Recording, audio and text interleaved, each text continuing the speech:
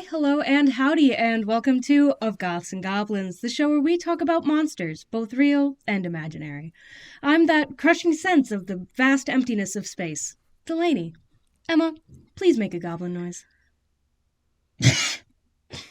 Thank you, Emma. So, what are we going to be talking about today? Today, we are going to be talking about a female serial killer from the 1900s, Leonarda Cianciulli. Okay, she is from Italy. Mamma mia. No. Italian hands. So, I'm not going to lie, Leonarda kind of had a rough life. Her mother did not want her, and honestly, kind of for a good reason. No, just listen. I'm listening. Listen, Linda, okay? My name's not Linda. So Leonarda's mother's name was Emilia Dinolfi. And Emilia was forced to marry Mariano Cianciulli when she became pregnant after he raped her. Oh. But the Nolfi family was part of like a high society type thing, you know, like aristocrats. Yeah. And her family forced her to marry Mariano because she couldn't be pregnant and not be married. It just, you know, bad luck and whatnot. But on April 18th of 1894, Leonarda was born. Leonarda's family grew up in a poverty-stricken town. Like, her mother's family did not help them at all. She was on her own. But Mariano, fortunately, died soon into Leonardo's life. But her parents, or I guess her grandparents, did not help her.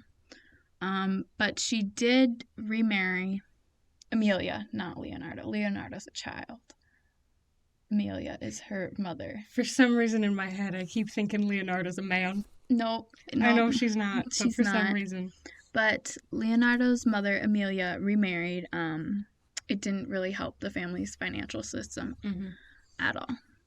But during her childhood, Leonarda was emotionally abused by her mother because her mother did not want her. To her mother, she was the reason why she wasn't part of this higher society. Leonarda attempted to kill herself on 2 separate occasions. Oof. Yeah. But around the time Leonarda was of marriageable age, Emilia started to try to get along with her daughter because she thought, if I can marry my daughter off to someone higher up, I can get back into the higher status. But Leonarda did not want to do this. She found someone she loved. She found Raphael Pensardi. These last names are a mouthful. They're Italian. They're all fancy. They're all boppity boopity. Rigatoni. No. Pastrami. No. Italian word. Eiffel Tower. Italian word. It's Italian word. Eiffel Tower. I said what I That's said. French. I said what I said. Raphael was considerably older than her. She loved him. This isn't an issue for the two, okay? It's fine. As long as y'all are both adults. They're both adults, yes. They're both adults. Okay. But Raphael worked as an office clerk, and they fell in love. They're like, oh, and they got married. And her mother was not pleased. But throughout her life, Leonarda was convinced that her mother cursed her and her marriage. Convinced. And we'll get into that a little later. Okay. But in 1921, Leonarda and her new husband moved to Lauria. That's a little town in Italy. Okay. They had financial problems from the start of their marriage. Neither of them were well off. But, love and all. Love prevails. Oh, I guess. I suppose. I guess. But in 1927, Leonarda went to prison for fraud. Yes, she tried to get some money, and it didn't work in her favor. She went to jail. What was she frauding? She stole money from someone, basically. That's not fraud. That's just theft. No, she didn't steal it. She manipulated her way into getting it. You know. Okay, okay. Like, she didn't steal it. She stole it. But she she was working for a guy, and she, like, would write more money in her checks Okay, than yeah, what she earned. that is fraud. I was wrong. Yeah. She is both things. But yes, so she went to jail for that. After her release, the family was like, we're not going to live here anymore. Mm-hmm. So they moved to Lacedonia. They wanted a fresh start. But in 1930, an earthquake struck the town, and they were forced to move again to Correggio. So is that closer to the Eiffel Tower, or? I don't know geography. I'm an English major. But here in Correggio, Leonarda opened a soap shop. And she became a well-respected member of the community, and a lot of people really liked her. She was a great woman. She was like one of those people you go to and you chat with, and then you get your soap, and you like them, you know? Yeah. Yeah. The soap lady. The soap lady. She make me soap. She make me smell nice. Yes. Like bees. Okay. We're just gonna ignore that. Y'all ever take a shower in bees? I hope not. They're real cleansing. You ever seen The Wicker Man? Okay.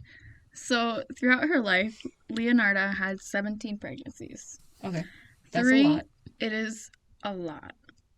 3 of them ended in miscarriages. Oof. And 10 of her children died before reaching adulthood. Oh. Yes, very sad. So, this is kind of where Leonarda got the idea that she was cursed, because her mother did not like the marriage between Raphael and Leonarda. So she's like, my mother cursed me, and I'm not going to have a happy family. So yes, before she married, she met with a fortune teller, like a palm reader. As she should. As she should, yes. The fortune told her that if she was going to marry and would have any children, they would all die young. And that, she was so scared, terrified of that. Okay. So she went to, so what? So fortune teller lady was very good at her job. Fortune teller told her, don't do this. And she did it anyways. Fortune teller lady said, here's the teases. So don't do that, because very bad things are going to happen. And Miss Thing goes, let's do it. No. I'm going to do that. I'm going to do it anyways.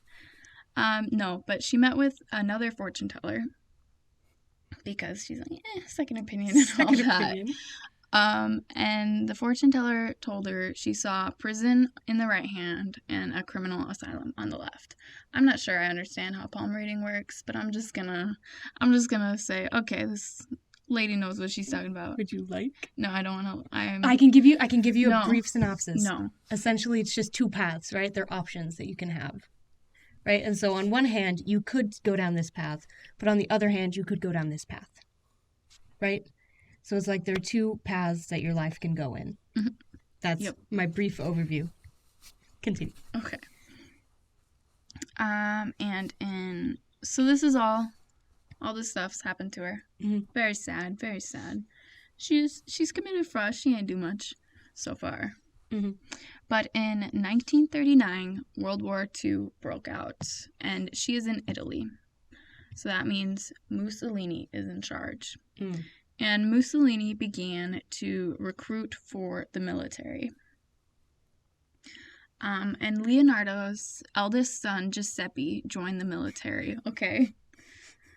Yes, he joined the military. But this was her favorite son. Her favorite child. Oh, maybe. My boy, my Giuseppe.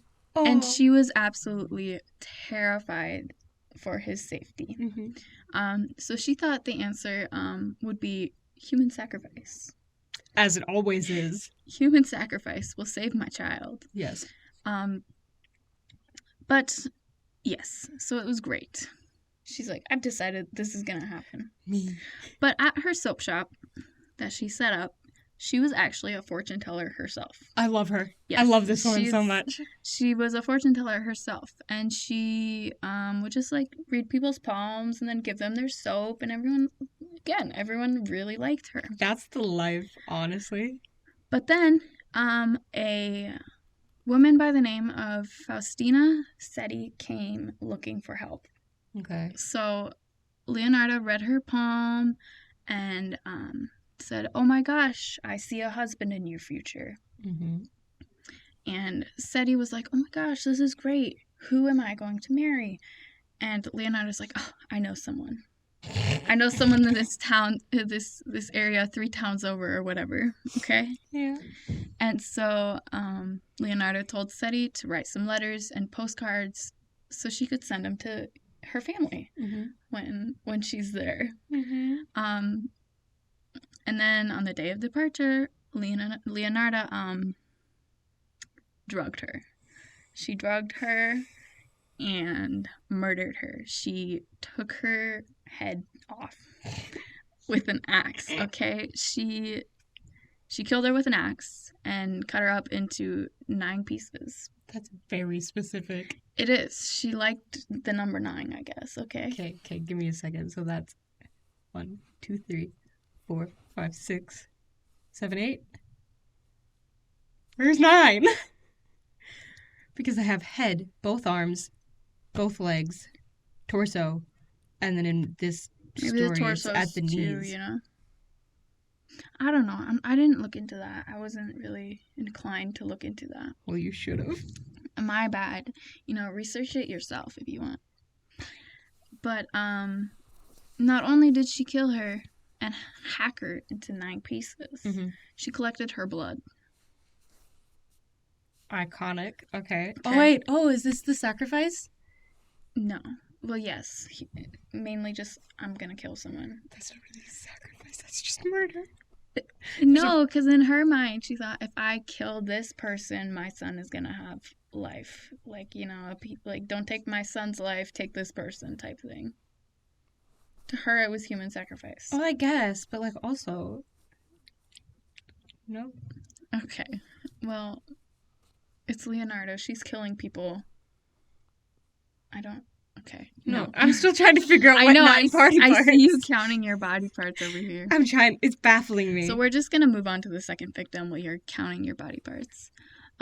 Francesca Ciova was Leonardo's second victim. And Leonardo told the woman that she found a job for her. Because, you know, Leonardo, she's a great woman. Everyone likes her. When Leonardo tells you she has a job for you, you're like, heck yeah. Heck yeah. Heck yeah. So, once again, Leonardo asks Seti to write letters to her family and her friends. And then once again, on the day of departure, Leonardo killed her, collected her blood, chopped her into pieces, all the things. And then, like, she'd send the postcards through as time went on so people weren't suspicious. Yep. But then, third victim was Virginia Cassiopa, and she also visited Leonardo about a job. She was instructed by Leonardo not to tell anyone, and on September 30th, 1940, she came to get the last bits of information from Leonardo and was murdered. But are you curious as to what happened to the bodies? I'm mainly concerned about the blood. The blood? Okay, I'll get because to the you're blood. real specific about the blood. I'll get to the blood in a bit, okay? I'm going to talk about the bodies first. I just always assume they eat them. So, Leonardo told authorities that she threw the pieces of the women into a pot, added 15 pounds of caustic soda, and stirred it till it looked like mush, then poured it into buckets, and then dumped it down a septic tank. Okay. She didn't keep the bodies. Yeah. She got rid of them. Yeah. Too obvious, you know? Yeah. 9 times 3. What's 9 times 3? 27? 27. 27. 9 times 3, 27. 27 body parts. That's, you don't have space for that, you know? Okay, by the way, I figured it out. I think you are right. I think it is calves, thighs, hips, rest of torso, arms, head. I think that's 9. You're still counting, I see. I can't not think of it. Okay, anyway. 27 body parts. That's a lot. So, it's a lot. So, she disposed of them. But the blood she kept. She let it coagulate. That's a great word. I love the word coagulate. Before drying it over an oven. Then she ground it into, like, powder. Yeah. And then she mixed it with flour, sugar, chocolate, milk, eggs, and margarine. Blood cake. To make tea cakes. And these she gave to the visiting women and her son. That's- Only for Giuseppe, though. None of the other children. Only the best for my Giuseppe. Only the best. I'm unreasonably excited about the blood cakes. Like, that's horrible. They were people. But, like... No, That's so that's creative. awful. I know, it's terrible. And awful. They were human lives, and that's terrible. Hey. I'm not trying to make fun of what happened. I mean, the recipes... I just told you the recipe. Well, you didn't give me measurements, but... You can figure it out a bit. It's like blood sausages, right? And, like, blood dumplings and stuff. It's incredibly Norwegian. I bet you could figure it out. I could figure it out. I bet you could. Emma, I'm making blood cakes. Okay. I'm sorry for the person I just became. Anyway, You're Giuseppe. not making blood cakes. They're not cakes, though. They're tea cakes. Yeah, they're little. Little cute Yeah, they're cakes. cute little cakes. So you With can blood eat in them. Yeah, blood tea cakes. So later after Leonarda was in prison, she said about Virginia, the final victim, that she ended up in a pot like the other two. Her flesh was fat and white. When it melted, I added a bottle of cologne, and after a long time on the boil, I was able to make some most acceptable creamy soap. I gave bars to neighbors and acquaintances. The cakes, too, were better. That woman was really sweet. So, I guess she did keep a little bit of the fat from them and made soaps. What in the Fight Club is happening All here? of these things, these cakes and these soaps, she's just given to people. She's like, oh yeah, I'm going to sell it for my business, you know? Ask it. Say it. I am... Girl boss. Oh my I'm not no. I'm not condoning it. You're not condoning it? I'm not condoning people soap. However, it is vegan. No, it's not. It could be vegan. We get like some liposuction fat, render it down, No, it's not vegan. make it into soap. It's not vegan. Human meat could be vegan. It's human is animal. Yeah, no, but the thing with veganism is the fact that you can't ask the animal further things. And so, like, if... Gotta get the vegan teacher. Ask her. Yes. Is she still relevant? I don't know. But no, so, like, bodybuilders like to drink human breast milk because it has weird proteins. I'm not down for that. However, so, like, you could make cheese out of breast milk, right? And as long as you asked consent of the person whose milk it is, this is a disgusting conversation, but it would be vegan cheese. Human meat, when given proper consent, could be vegan. People soap could be vegan. Okay. I don't want to talk about that. So we're gonna move on. Okay. So you might be curious onto how she was captured. Yeah. Actually. I didn't touch on that yet because it's fascinating. Because she's a girl boss? No, okay. Okay, DeLaney. Well, I'm sorry. So Virginia was her last victim. Okay. But Virginia had a sister-in-law who was suspicious. She's like, this isn't like Virginia. She wouldn't just leave. Mm-hmm. Even if it was for a job, she wouldn't just leave and not tell us. Because, I mean, the letters weren't enough for her, okay? But wasn't that what she was doing? Like, it was. In Virginia's noggin, right? She 100% was like, yeah, no, getting a new job, starting a new life. Yeah, but it just... I guess that intuition. Like, when she would ask questions, they wouldn't be answered. They'd just be like, oh, everything's going great. Yeah. Not, like, an answer of a question or anything like that. But Virginia knew. Nope, Virginia's dead. Virginia's sister-in-law knew that Virginia had visited Leonarda before she went missing. Okay. So she told the authorities that. And the authorities arrested her. You know, classic cop arresting people, you know? Nothing that strange. Classic cop arresting people. Yeah. And of course, Leonardo's like, no, I didn't kill anyone. Mm-hmm. Well, that's No, why would I kill someone? That's preposterous. I would never do that. For my Giuseppe. And the police were like, okay, no, she's a little woman. She couldn't kill anyone. So they accused Giuseppe. Not the best for my Giuseppe. They accused Giuseppe, and she confessed everything. That's where we get the quote from about saying that the woman was sweet. Oh, Giuseppe. And so she admitted everything. And in 1946, she was found guilty. And weird enough, she was only given a 30-year sentence.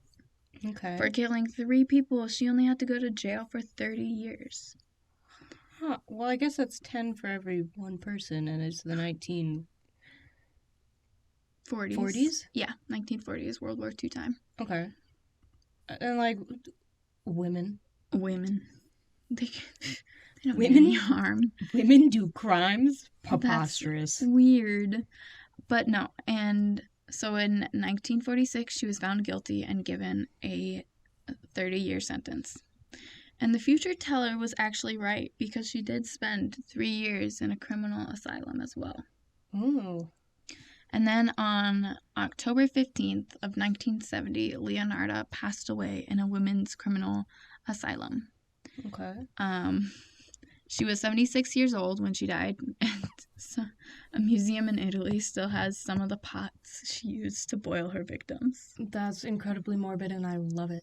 I know, they just thought, this is good. I'm gonna keep this. It's good soup. Good. No, it's good soap. Good soap. Good soap. Good soap. Good soap. And tea cakes. Don't forget about tea cakes. I love tea cakes. Delicious. Blood cake. But yes, that is a brief story of Leonarda Cianciulli. Okay. Yeah. That was very fascinating. I am here for the blood cakes. I'd like to reiterate, please don't murder people. That's terrible. Like, don't murder people. Don't make blood tea cakes.